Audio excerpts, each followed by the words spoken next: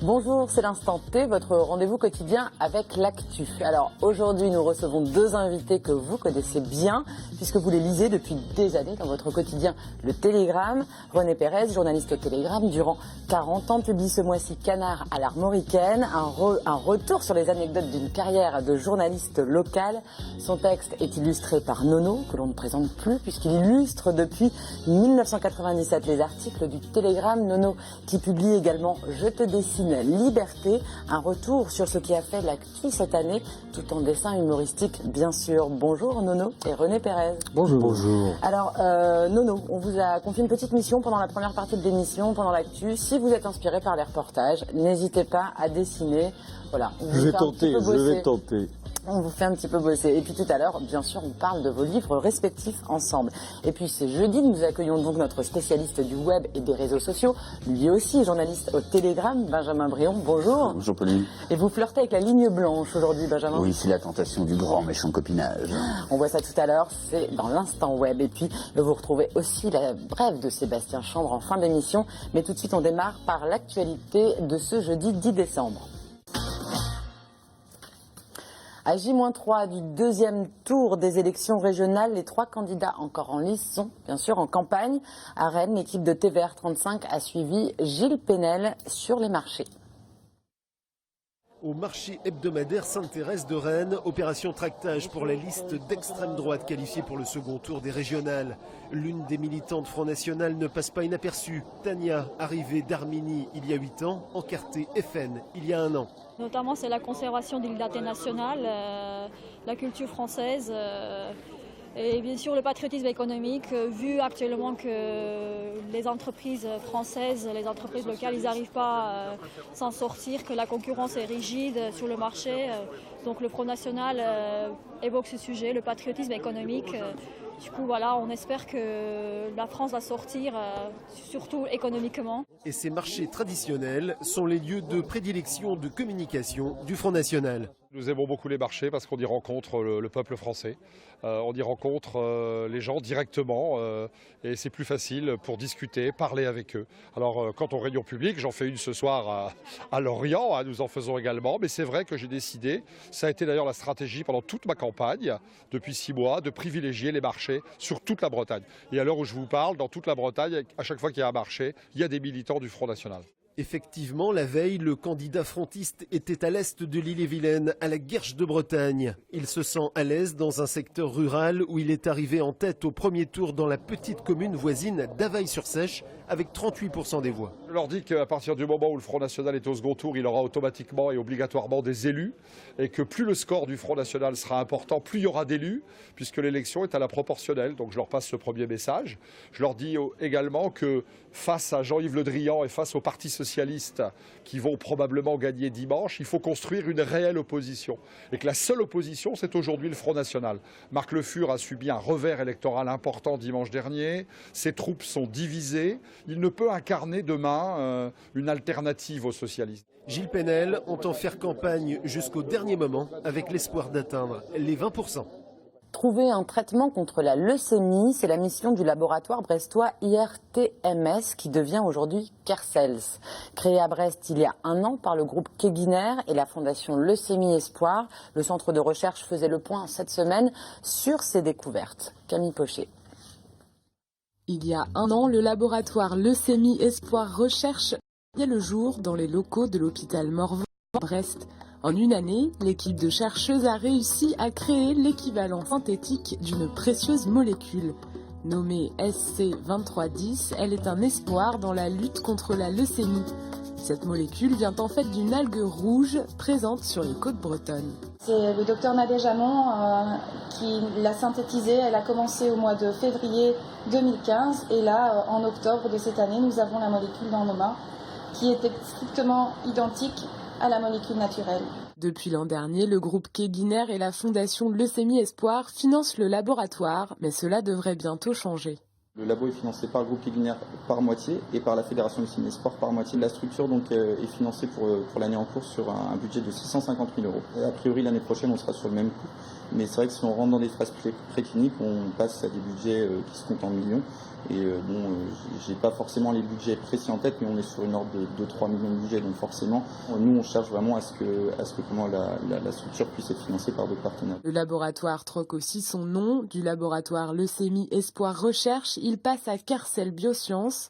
Synthétisée depuis le mois d'octobre, la molécule devrait être testée dès le mois de mars 2016 sur des animaux. Les souris vont être greffées avec des cellules cancéreuses de leucémie.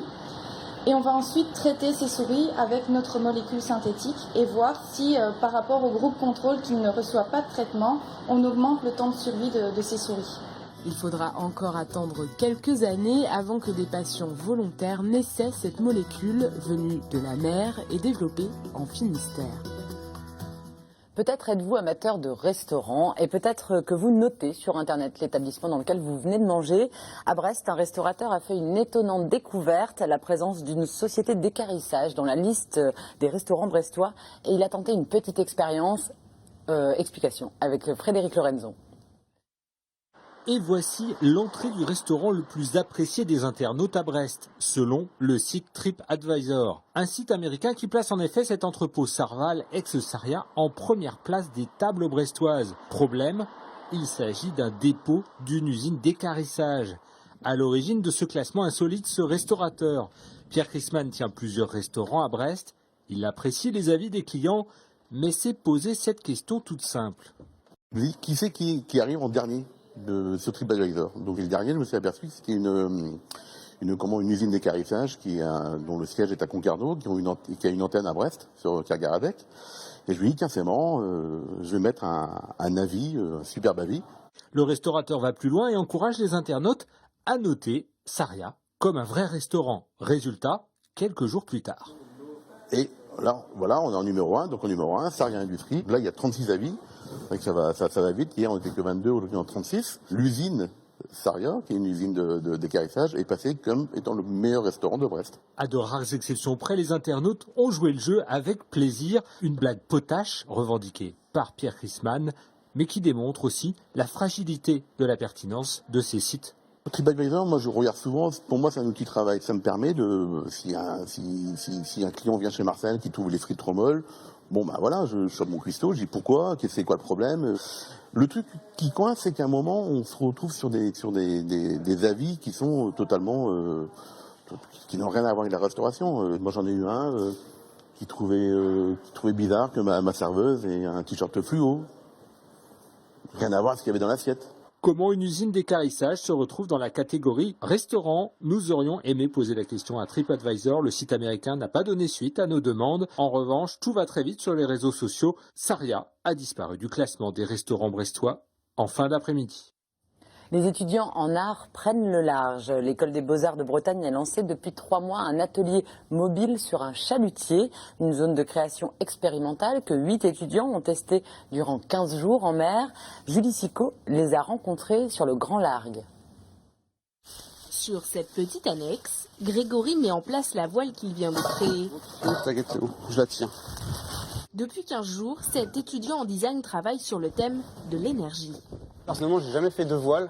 C'est ma première voile. Là, je suis très content d'ailleurs. Une création originale, inventée et fabriquée sur le Grand Largue. Un chalutier devenu un atelier mobile pour les étudiants de l'école d'art de Bretagne. La cale à poissons s'est transformée en dortoir et les marins ont été remplacés par 8 étudiants et 2 professeurs.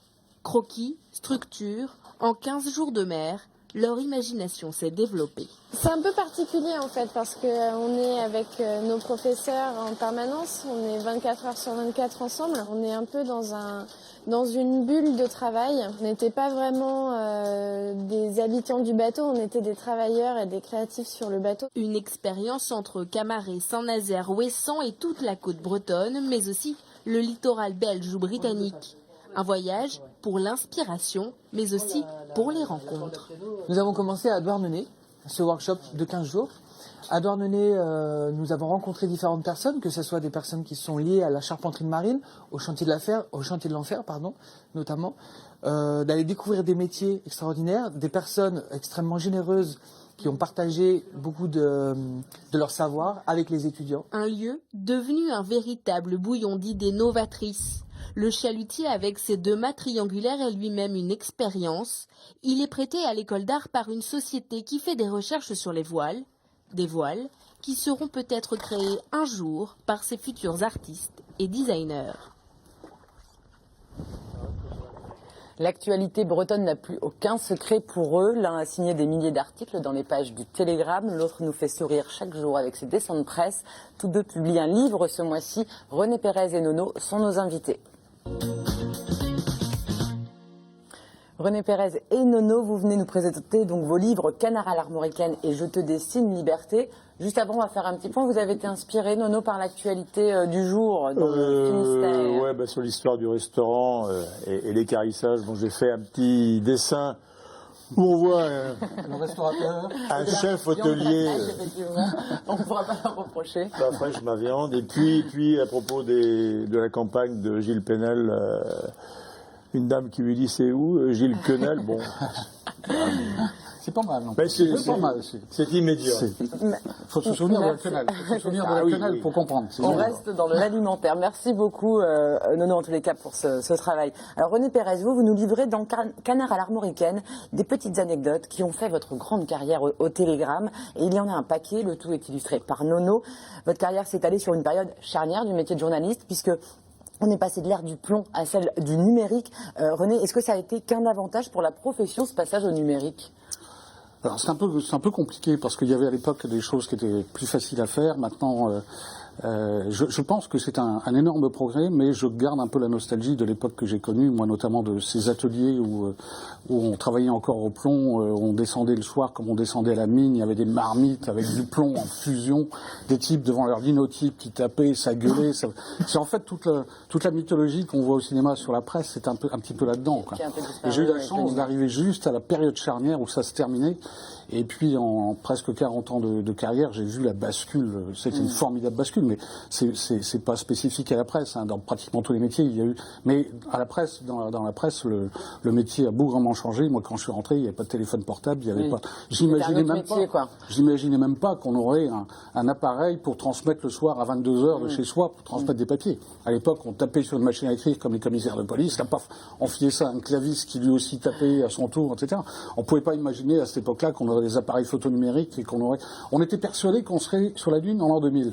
Et moi, j'y croyais réellement qu'on passerait les week-ends. À l'époque, c'était encore... à la fin des années 60, oui, on pouvait penser qu'on irait à la Lune. C'était allé tellement vite, la conquête de la Lune était allée tellement vite. Mais personne n'avait imaginé Internet. Personne n'avait imaginé Internet. Et pourtant, c'est là et ça a bien changé le métier. Alors, vous comparez, René, le métier de journaliste à celui de curé, donc c'est vraiment une histoire de vocation, on a compris. J'étais enfant de cœur quand j'étais jeune. Oui, et d'ailleurs, vous confessez quelques fautes dans ce livre, René. Je confesse, ma mère. Il y a 2 fautes sur lesquelles je voudrais revenir. Enfin, d'ailleurs, c'est les 2 seules que j'ai notées. L'histoire d'un article sur une manifestation d'agriculteurs que vous avez écrit un peu vite. Racontez-nous ça, René. Alors, c'est une histoire de concurrence. On a la chance d'être dans une région où il y a une véritable concurrence entre le Télégramme et Ouest France. Et suivant les endroits où on se trouve, on a des gros handicaps horaires. Et à l'époque où j'étais dans la Côte d'Armor, on avait un gros handicap horaire sur Ouest France. Et il y a eu un été où l'actualité a été bouleversée par les manifestations. On avait quasiment tous les soirs, mais ces cornichons faisaient leur manifestation à 23h. Et à 23h, il y avait la manifestation dans Ouest France, mais dans le Télégramme, il n'y avait jamais rien. Et puis un jour, il y a un délégué syndical qui vient, qui me dit, ce soir, on va faire une manifestation, on va descendre avec les tracteurs, le long de la voie express, machin, il me raconte des trucs. Je prends des notes discrètement. Et puis je dis, cette fois-ci, on va pas avoir de ratage. Je fais un papier qui passe naturellement dans le journal le lendemain. Moi, à 7h du matin, je regarde mon papier était sauf que je reçois un petit coup de fil de la gendarmerie de Châtellerault qui était là. Et qui me dit, on a un petit mot du préfet nous demandant des nouvelles de la manifestation que hier soir. Ils avaient annulé la manifestation au dernier moment et moi, elle était dans le journal. Ça aurait pu passer, c'était un risque. C'est pas ce que j'ai fait de mieux dans ma carrière, parce que là, vous avez tendance à résumer ça. Par exemple, vous avez eu une influence nationale parfois. L'un de vos billets a convaincu Nicolas Sarkozy de venir à un match de foot. Alors, ça se passe très vite, il est 22h, je suis chez moi, je fais à manger à des des amis, je reçois un coup de fil du journal me disant « René, il faut que tu nous fasses un billet en vitesse. Sarkozy vient pas demain à la finale de la Coupe de France, Rennes-Guingamp. » Je dis « C'est pas possible, vous tenez ça d'où ?» Ils n'étaient pas très sûrs. Je leur dis « Bon, vous me rappelez quand vous aurez confirmation. » Ils ont confirmation par Noël Le Graët qu'effectivement, j'écris un billet en vitesse, en moins d'une demi-heure, je fais quelque chose, et puis je vais me coucher, on va penser à autre chose. Et le lendemain, à ma grande surprise, ce petit article qui était paru en page 2 du Télégramme est repris par Yvan Levaille le matin sur France Inter. Et ce jour-là, il n'y avait rien d'autre dans l'actu. Rien. Il n'y avait pas de djihadistes, il n'y avait pas de tsunami, il n'y avait rien. Il n'y avait que la finale de la Coupe de France entre les Bretons. On ne parlait que de ça. Yvan Levaille, Yvan Levaille prend le truc, et ensuite, après Yvan Levaille, c'est l'AFP et ça monte en Macédoine toute la journée, jusqu'à 17h, où là, il y a des ministres, je crois que c'est Philippe Séguin et Laporte, qui était ministre des Sports, qui appellent Sarkozy, qui était à Fréjus, et ses beaux-parents, en leur disant c'est pas possible, il faut que vous veniez. Il est venu dardard au Stade de France à la finale. On l'a vu à la télévision, mais personne dans le stade ne l'a vu, puisqu'il y avait des consignes qui ont été données aux réalisateurs pour pas qu'on le voie sur l'écran géant du stade. D'accord. Voilà. C'est mieux que Châteauneuf. Il y a plus d'histoires comme ça que de fautes, pour prévenir les téléspectateurs. Un supporter du PSG aller voir Rennes Guingamp, Charleroi, c'est un très bel exploit. Votre livre Canard à l'Armoricaine est illustré par votre ami Nono. René Nono, vous vous êtes rencontré au club de basket de Carré, qui avait une particularité, celle de faire le banquet final du tournoi en plein milieu du match. C'est ça ce qu'on a Non, en plein milieu du tournoi, pas du match. En plein milieu du tournoi. C'était assez folklore à l'époque. D'ailleurs, moi à l'époque, je dessinais à Ouest France. Oui. Et non pas au Télégramme. Alors, est-ce que c'est René Pérez qui vous a motivé à venir au Télégramme? Absolument. Oui, c'est. Enfin, René le dit en tous les cas. Oui, je voulais confirmation de Nono. C'est pas le moment de faire menteur. On s'est rencontrés un jour à la sortie d'une exposition de Gauguin à Pont-Aven dans la fin des années 90. Et je lui ai dit, Nono, j'ai un grand regret dans ma vie, j'aurais jamais travaillé avec toi. Et 3 mois après, il m'envoie un petit dessin où on voit Gauguin avec je sais plus ce qu'il y avait dessus. Et puis, C'était un événement quand même, c'était un événement. Oui. Et donc j'appelle Édouard Coudurier, le directeur, et en 15 jours l'affaire était faite, parce que c'était sur le plan du mercato, c'était un peu Ibrahimovic passant de Marseille à Paris. C'était le mercato. On avait quand même une sacrée recrue. Une remarque, j'ai eu beaucoup de plaisir à faire les dessins là, sur le texte de René, parce que comme j'ai été 25 ans à Ouest France et puis que je suis depuis 17 ans au Télégramme, donc j'ai retrouvé évidemment tout ce que l'on vivait dans ces 2 journaux, et ouais, c'est... Alors, Nono, avec Je te dessine liberté, vous revenez sur les événements marquants de l'année 2015, l'année ayant commencé avec l'assassinat des dessinateurs de Charlie Hebdo. Est-ce que votre métier de dessinateur de presse a pris une nouvelle dimension en 2015 ? On a découvert l'activité de ce dessin de presse. Beaucoup de gens méconnaissaient cette activité, et beaucoup de gens méconnaissaient aussi Charlie Hebdo. Et donc ça a été une prise de conscience tout d'un coup immédiate. Et nous, en tant que dessinateurs, c'est évident qu'on n'a pas vraiment changé notre pratique, bien sûr. Mais au contraire, je crois qu'on est là pour absolument affirmer ce principe de cette liberté d'expression contre toute autorité, quelle qu'elle soit, bien sûr. Ça vous a conforté. Alors, le Télégramme vous commande quasiment chaque jour un dessin en lien avec l'actualité. On le voit, vous avez une capacité à dessiner rapidement comme ça sur l'actualité. Est-ce qu'il y a quand même des sujets qui ne vous inspirent aucun dessin ? Est-ce que vous avez parfois cette angoisse de la page blanche ? Alors, pour principe, moi, je ne discute pas du tout les sujets qui sont proposés, que ce soit les prénoms de l'année ou bien le match de basket de René Pérez. Bon, je traite le sujet sans problème. Mais on peut rattacher ce sujet à notre sujet, quel qu'il soit, donc ça c'est intéressant. Non, et l'angoisse de la page blanche n'existe pas, parce qu'on a une telle habitude du dessin fait rapidement qu'on fera un dessin. Bon, de toute façon, on fera un dessin qui peut ne pas être très bon, peut-être, mais on produira un dessin. Et en fait, l'angoisse, c'est plutôt celle de faire un dessin, voilà, qui puisse faire sourire, rire, réfléchir le lecteur. C'est ça, en fait, notre angoisse. Mais on a une telle mécanique et habitude de travail que le dessin sera fait, quel que soit l'horaire imposé. Une dernière question pour tous les deux. Quelle est la place de l'humour dans la presse quotidienne et son rôle ? René Pérez ? La place de l'humour, c'est d'apporter une respiration dans une actualité qui est souvent plombée. On le voit actuellement. Alors, un journal est composé de 2 parties, si je puis dire. Le Télégramme, il y a la première partie d'actualité. La fin du journal, c'est plutôt du magazine, justement pour amortir un peu tout ça. L'humour, c'est un peu l'amortisseur qu'on attend dans une actualité plombée. Nono, vous le rejoignez. Moi qui étais prof de philo pendant 35 ans, je trouve qu'il y a un point commun entre le fait d'avoir été prof de philo et dessinateur, c'est que dans les deux, il y a une distance par rapport à ce qui se passe. Il faut prendre un peu de recul. Et l'humour, c'est évidemment ce recul aussi dont on a besoin pour ne pas avoir le nez collé à l'actualité et tout ce qui se passe. Merci beaucoup à tous les deux. Canard à l'Armoricaine et Je te dessine Liberté sont déjà disponibles en librairie. Samedi de 14h30 à 17h, vous serez à la librairie Dialogue à Brest pour dédicacer. Tout de suite, on passe à l'instant web. Bon alors, Benjamin, vos grands principes de journaliste, là, qu'est-ce qui se passe? Ouais, je sais, mais bon, c'est pas comme si je les connaissais pas, René Pérez et Nono, et c'est la honte au front et le rouge aux joues que j'attaque cette chronique. Comment quoi, du copinage dans les médias, sur le web et sur les réseaux, vous savez, on en entend parler tout le temps. Si on tape copinage sur Google, ça donne la bagatelle de 450 000 résultats, et sur Twitter, c'est 50 mentions par jour en moyenne, visant évidemment les médias. Et même les merdias, comme on dit quand on est copinagophobe, ce qui n'empêche pas toujours d'être crétinophile. Et ça vise donc soit les médias, soit le camp politique d'en face. Non, parce que quand ça arrive dans son propre camp, c'est plus du copinage, pas du tout, c'est de l'info engagée. C'est ce qui se justifie, bien sûr, puisqu'on est dans le camp du bien. Le copinage transforme en A de l'info engagée, et c'est beaucoup mieux. Parce que sur les réseaux, vous savez, il n'y a que deux camps. Il y a les gentils et les méchants. D'ailleurs, comme le tweetait il y a peu Laurent Chemla, c'est cool de se dire que l'histoire jugera les méchants. Il faut juste espérer que ce soit les gentils qui l'écrivent. Bref, les gentils sont faciles à reconnaître. Ils aiment les petits chats, ils sont contre la guerre, contre la faim dans le monde. Et ce qu'ils détestent le plus, de vous le donner en mille, c'est l'hypocrisie. Les méchants, c'est les autres. Entre nous, d'ailleurs, le jour où Facebook lancera pour le bien de l'humanité, avec une majuscule à bien et à humanité, sa propre cour pénale internationale, les méchants vont pas rigoler, et je parierais même qu'on va découvrir que les gentils ne sont pas tant que ça.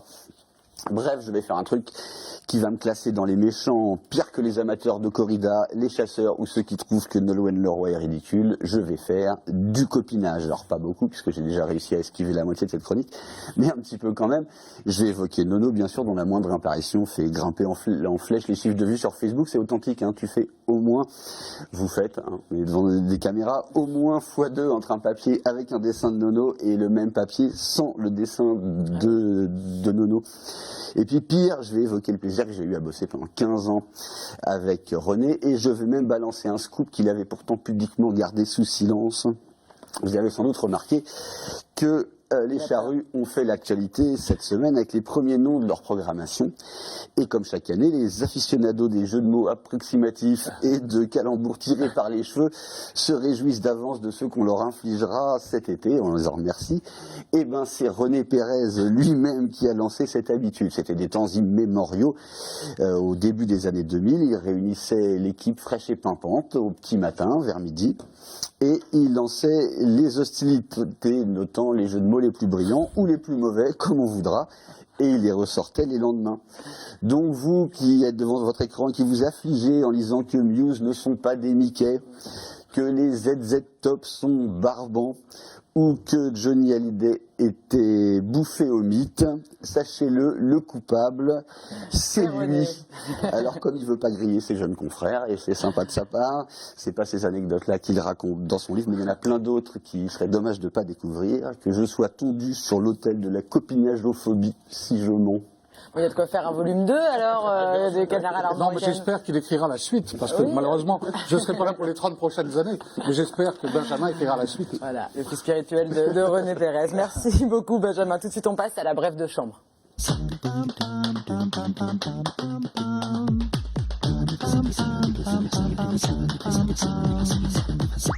Salut! On apprend dans le Télégramme que Johan Nedelec, maire du Relecq-Kerrion, s'est fait cambrioler son domicile. Aucun objet de valeur n'a été dérobé. Seul son ordinateur et des documents de la mairie ont été emportés. Son ordinateur et des dossiers de la mairie, mais à qui profite le crime? Hypothèse numéro 1. La personne recherchait un ordinateur, mais comme elle n'est pas encore complètement à l'aise avec les nouvelles technologies, elle prend encore des notes sur du papier. Et pas n'importe quel papier, du papier recyclé. Elle a donc choisi d'emporter les documents de la mairie car ils étaient imprimés uniquement sur le côté recto et qu'elle pouvait ainsi se servir de l'autre côté comme papier brouillon. Nous recherchons donc probablement une personne un petit peu écolo qui ne sait pas très bien se servir d'un ordinateur. Tiens, ça pourrait être ma mère. Hypothèse numéro 2. Johan Nedelec est en fait un très dangereux militant écologiste. Et dans le cadre de l'état d'urgence, il fait l'objet d'une perquisition administrative. Et si ça se trouve, il cache même une ferme bio. Hypothèse numéro 3. Il existe un marché noir pour les documents de mairie. Et c'est dans un but lucratif que le cambrioleur ou la cambrioleuse a dérobé les précieux documents afin de les revendre sur le darknet. On trouve d'ailleurs en ce moment même un PDF qui décrit le CCAS et les dispositifs de logements sociaux à une valeur de 300 000 €. Hypothèse numéro 4. Le cambrioleur ou la cambrioleuse ne sait pas lire et il a pris les documents de la mairie pour la notice de l'ordinateur. Qui ne pourra pas lire de toute façon, à moins qu'il l'ait pris pour offrir. Hypothèse numéro 5. Le Père Noël n'a plus assez de budget pour satisfaire en cadeau tous les Finistériens. Il organise donc une collecte auprès des élus du Finistère afin de se fournir. La semaine dernière, il a d'ailleurs réquisitionné la voiture du maire de Plougastel-Daoulas pour en faire un traîneau. À moins que, hypothèse numéro 6, nous ayons affaire à un fétichiste des objets ayant appartenu à des maires du Finistère. Si c'est le cas, l'enquête suit son cours et le voleur ou la voleuse court toujours. Alors messieurs et mesdames les maires du Finistère, faites attention à vos affaires. Hypothèse numéro 7. Les politiques veulent lancer la saison de House of Cards in Finistère. Véritable jeu d'intimidation, la mafia locale veut montrer à monsieur le maire Johan Nedelec qu'il n'est pas en sécurité et qu'il ferait bien de se tenir à carreau. Si c'est le cas, tenez bon monsieur le maire et bon courage à vous. Malgré cet acte intrusif qui se situe entre le difficile à comprendre et le complètement débile, n'oubliez pas d'être formidable.